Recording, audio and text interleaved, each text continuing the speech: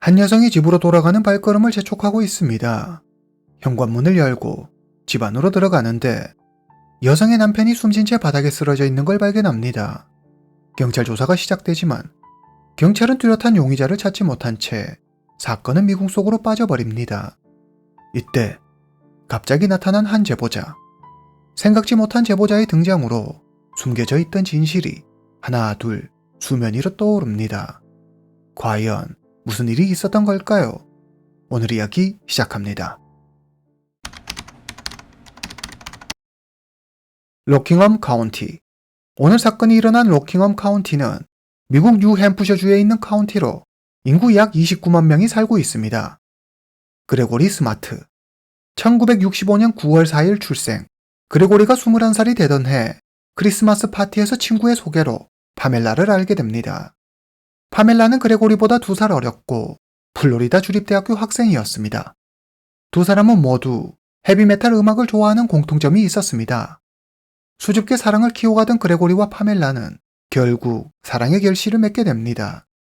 1989년 24살의 그레고리와 22살의 파멜라는 결혼합니다. 결혼 후 두 사람은 로킹엄 카운티에 있는 작은 마을 데리로 이사합니다. 그레고리는 그곳에서 보험 설계사로 일하고 파멜라는 위네커넥 고등학교의 홍보 담당 이사로 일했습니다. 그레고리와 파멜라는 두 사람이 함께 할 수 있음에 행복하고 감사했습니다. 이렇게 행복은 영원하리라 믿었습니다. 하지만 1년 후 두 사람에게 예기치 못한 불행이 찾아옵니다. 1990년 5월 1일 화요일 미국 뉴햄프셔주 로킹엄 카운티. 그레고리는 출근하기 위해 아침 일찍 집을 나섭니다. 아내 파멜라도 차를 타고 학교에 출근합니다. 어느새 밤 10시 30분이 되고 일을 마친 파멜라가 퇴근하고 집으로 돌아옵니다. 집에 도착한 그녀는 남편 그레고리의 차가 차고에 주차되어 있는 것을 발견합니다.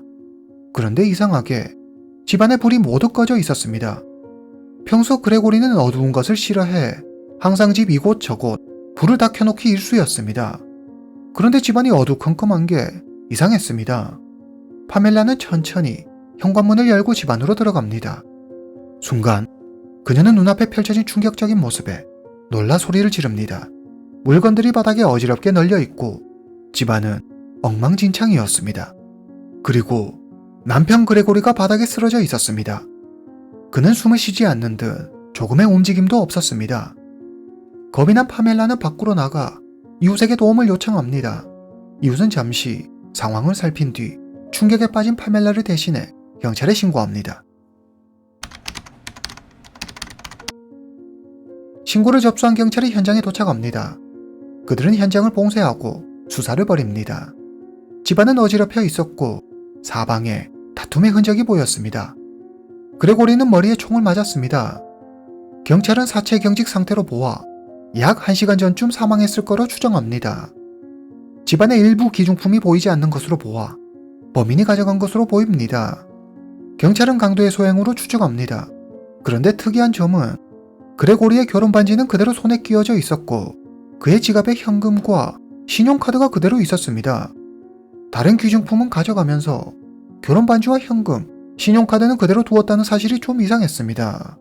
집안의 창문과 문을 모두 조사했지만 강제로 침입한 흔적을 발견할 수 없었습니다. 또한 용의자는 지문을 남기지 않았습니다. 경찰은 방에서 38구경 탄피 하나가 떨어져 있는 것을 발견합니다. 부검 결과 그레고리의 직접적인 사인은 왼쪽 귀 위, 머리에 난 총상 때문인 것으로 확인됩니다. 경찰은 현장을 처음 발견한 아내 파멜라를 조사합니다. 파멜라가 말합니다. 오늘 일이 바빠 늦게까지 학교에 있었어요. 밤 10시에 일이 끝나 10시 30분쯤 집에 도착했어요. 파멜라의 학교 동료가 그녀의 말이 사실이라는 것을 증명해 주었습니다. 그렇다면 파멜라는 범행을 저지를 시간이 없었습니다.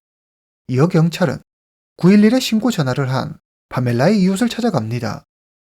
밤 9시 30분쯤 그레고리의 집에서 무슨 소리가 났던 것 같아요. 그때는 별일 아닐 거라고 생각했는데 1시간쯤 지났나 파멜라가 문을 두드리며 도움을 청했어요. 그래서 바로 911에 전화했죠. 경찰은 피해자 그레고리의 주변 인물 중 그와 원한 관계에 있을 만한 사람은 없는지 조사합니다. 그레고리의 지인들은 그레고리가 매우 유머러스하고 쾌활한 성격으로 사람들과 잘 어울렸다고 했습니다. 그리고 그가 지금껏 누구와 갈등을 빚거나 하는 모습을 본 적이 없다고 말하죠. 그러면 누가 왜 그레고리를 죽인 걸까요? 우선 경찰은 용의자가 그레고리 집에 침입해 그레고리를 살해하고 마치 강도가 든 것처럼 꾸민 것이라고 추측합니다. 창문과 문에서 강제로 침입한 흔적이 발견되지 않은 것으로 보아 면식범의 소행일 가능성이 높았습니다. 하지만 그레고리에게 원한을 가질 만한 사람은 없어 보였습니다. 그의 아내 파멜라는 범행 추정 시간에 학교에 있었다는 완벽한 알리바이를 가지고 있습니다. 경찰은 이렇다 할 단서를 찾지 못하고 사건은 점점 미궁으로 빠져들고 있습니다. 사건 발생 6일 후 1990년 5월 7일 파멜라는 현지 방송사 인터뷰에 응합니다. 인터뷰 당시 그녀는 화장을 하고 옷을 잘 차려입은 채 반려동물까지 데리고 나왔습니다. 인터뷰를 위해 뭔가 단단히 준비한 듯 보였습니다. 그녀는 남편 그레고리를 추억하며 그를 그리워했습니다. 그리고 하루빨리 범인이 잡히기를 바란다는 말도 덧붙이죠. 인터뷰는 별 문제 없이 잘 마무리됩니다. 그러나 며칠 전 사랑하는 남편을 잃은 사람이라고 보기 힘들 정도로 그녀는 인터뷰 내내 침착하고 평온한 모습을 보입니다. 이에 몇몇 사람들은 파멜라가 의심스럽다며 그녀를 조사해야 한다고 말하죠. 경찰 역시 해당 인터뷰를 보고 확실히 일반적이지 않다고 느낍니다. 경찰은 그레고리와 파멜라의 부부관계가 어떠했는지 조사하기 시작합니다. 경찰의 예상대로 두 사람의 관계는 이미 나빠질 대로 나빠진 상태였습니다. 두 사람은 신혼 초부터 이웃집에 다 들릴 정도로 크게 다퉜습니다. 경찰은 파멜라를 찾아가 묻습니다. 남편 그레고리와 사이가 무척 안 좋았더군요. 그리고 인터뷰 하실 때 보니 굉장히 차분하시던데. 파멜라가 답합니다. 지금 너무 슬프고 충격적이라 제 감정을 추스르기가 힘들어요. 그런데 인터뷰할 때 기자가 침착하게 해줬으면 좋겠다고 하더라고요. 그래서 그렇게 행동한 것 뿐이에요. 경찰은 사실을 확인하기 위해 해당 기자를 찾아가지만 기자는 파멜라에게 그런 요구를 한 적이 없다고 말합니다. 경찰은 파멜라가 거짓말을 하고 있다고 생각합니다. 그녀에 대한 경찰의 의심은 점점 더해갑니다. 경찰은 평소 그레고리와 사이가 좋지 않았던 그녀에게 분명한 범행 동기가 있다고 보지만 동시에 그녀는 확실한 알리바이를 가지고 있었습니다. 경찰은 그녀의 휴대전화와 신용카드의 기록을 조회합니다. 그러나 어떤 특이점도 없었습니다. 한 달 후 1990년 6월 10일 사건은 여전히 아무런 진전이 없이 시간만 흘러갔습니다. 한 남성이 경찰서로 들어옵니다. 남성은 38구경 리볼버 한 자루를 꺼내며 말합니다. 뉴스에서 그레고리 사건을 봤어요. 여기 이 총이 그 사건에 사용됐을지도 몰라요. 남성이 계속 말합니다. 제게 벤스 라타임이라는 아들 한 명이 있는데 하루는 아들놈 친구가 와서 말하더라고요. 벤스가 이번 사건에 연루돼 있다고. 범행에 제 총을 사용했다고 하는데 처음엔 그 녀석이 못된 장난을 치는 거라고 생각했어요. 그런데 내내 찝찝한 마음을 떨쳐버릴 수가 없더라고요. 그래서 이렇게 찾아왔어요. 경찰은 그의 총에서 발사된 흔적을 발견합니다. 이 남성의 아들, 벤스가 이번 사건과 관련이 있는 걸까요? 경찰은 남성이 건넨 38구경 리볼버를 조사합니다. 그 결과 범행에 사용된 총이 맞았습니다. 경찰은 남성에게 이 사실을 이야기해준 벤스의 친구를 찾아갑니다. 그는 벤스 외에 패트릭 랜달이라는 친구도 함께 현장에 있었다고 말합니다. 우연히 벤스와 패트릭이 범행에 관해 이야기하는 걸 들었어요. 3명이 같이 할 거라고 했는데 한 명은 아마 빌리 플린일 거예요. 그리고 일이 성공하면 파멜라한테 수고비를 받을 거라고 했어요. 파멜라, 그레고리의 아내 파멜라의 이름이 나오는 순간 경찰은 자신들의 생각이 틀리지 않았다는 걸 직감합니다. 경찰은 파멜라와 벤스, 패트릭, 빌리 3사람의 관계를 조사합니다. 파멜라는 위네컨의 고등학교 홍보 담당 이사입니다. 벤스, 패트릭, 빌리 3사람은 위네컨의 고등학교 학생이었죠. 평소 파멜라는 학생들과 사이가 매우 좋았습니다. 특히 빌리와는 한 단체에서 같이 자원봉사를 하고 있었습니다. 두 사람은 서로 알고 있었습니다.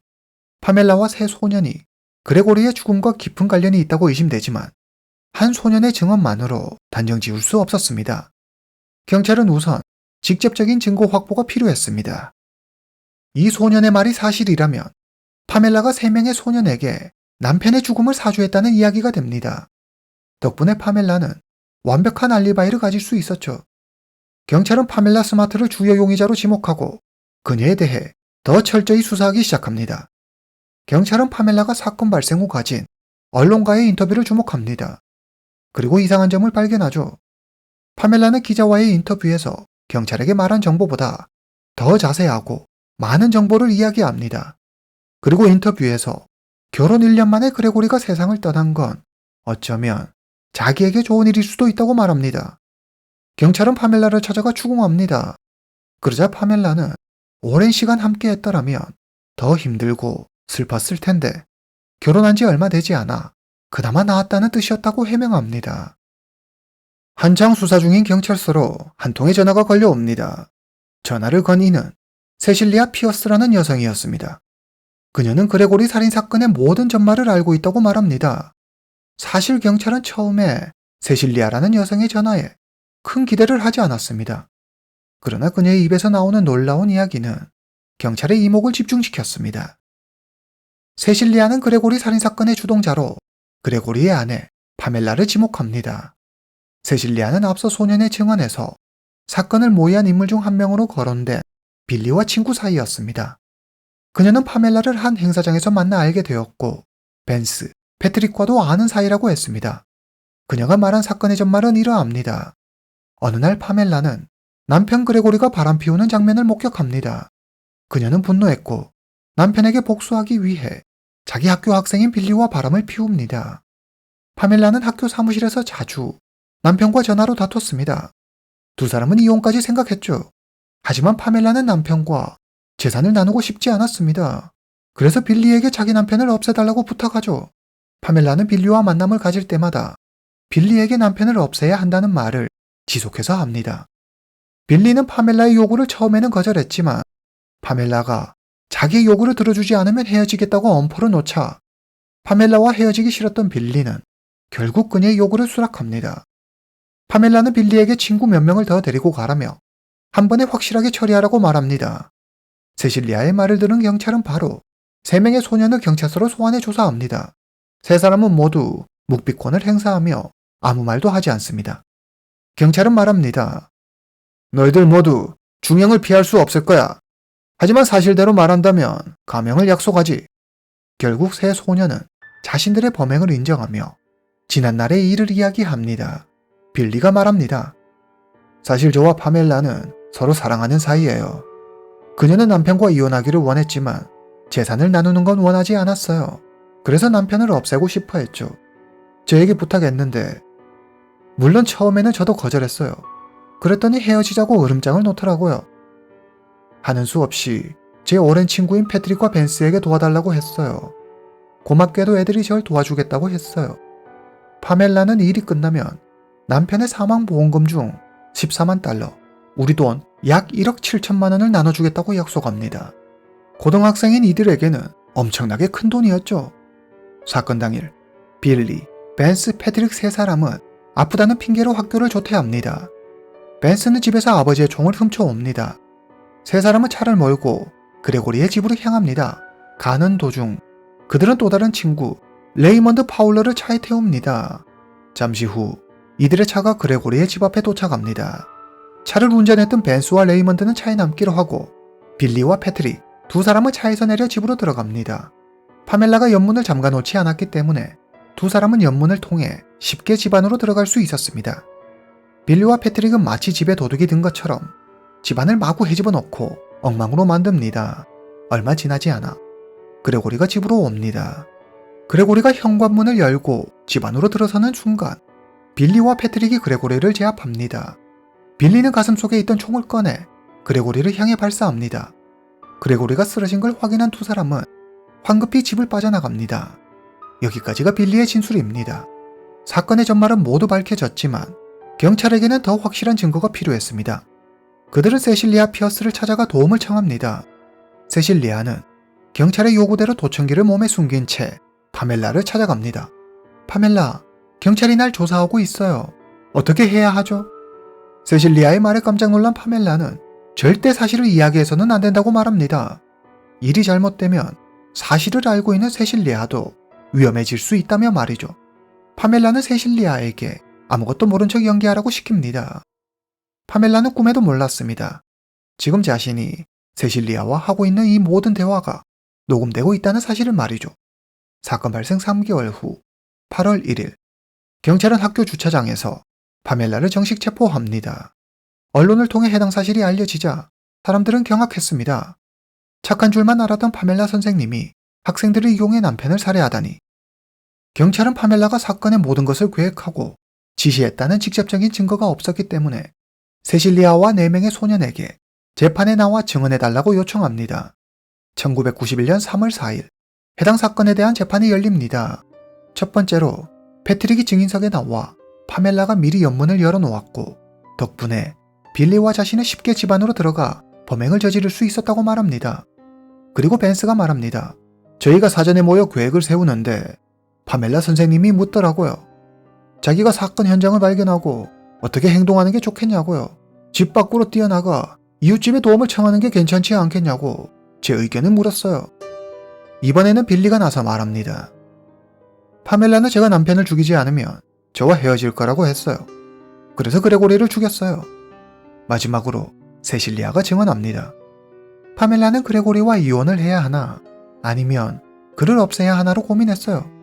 전 쓸데없는 생각하지 말고 당장 이혼하라고 했죠. 하지만 파멜라는 빌리와 함께 남편을 살해할 계획을 짜더라고요.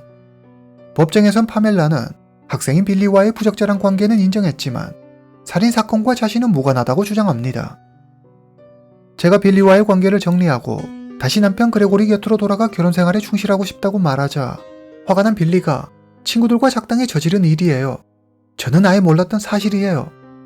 검찰이 세실리아가 남겨준 녹음 테이프를 증거로 제출하자 파멜라는 그건 세실리아를 골려주려고 장난친 거라고 답합니다. 그러나 그녀의 말을 믿는 이는 아무도 없었습니다. 1991년 3월 22일 해당 사건에 대한 결과가 나옵니다. 파멜라 스마트, 가석방 없는 종신형, 빌리 플린, 패트릭 랜달, 40년 후 가석방 신청이 가능한 종신형, 벤스 라타임, 30년 후 가석방 신청이 가능한 종신형, 레이먼드 파울러, 15년 후 가석방 신청이 가능한 30년형을 각각 선고받습니다. 2005년 레이먼드 파울러와 벤스 라타임이 풀려납니다. 파멜라는 빌리가 자신과 남편의 관계를 질투해 범행을 저지른 것이라며 지속적으로 자신의 무죄를 주장합니다. 자신은 누명을 쓰고 옥살이를 하고 있다며 자신의 억울함을 호소하죠. 대다수의 사람은 근거 없는 주장이라며 그녀의 말을 무시하지만 일부 사람들은 그녀의 말이 사실일 수도 있다며 그녀의 석방을 요구하기도 합니다. 2015년 6월 그레고리가 사망한 지 25년이 지난 2015년 빌리와 패트릭 역시 가석방으로 풀려납니다. 2023년 3월 29일 파멜라는 최종 항소에서 패소해 영원히 감옥에서 나올 수 없게 되었습니다.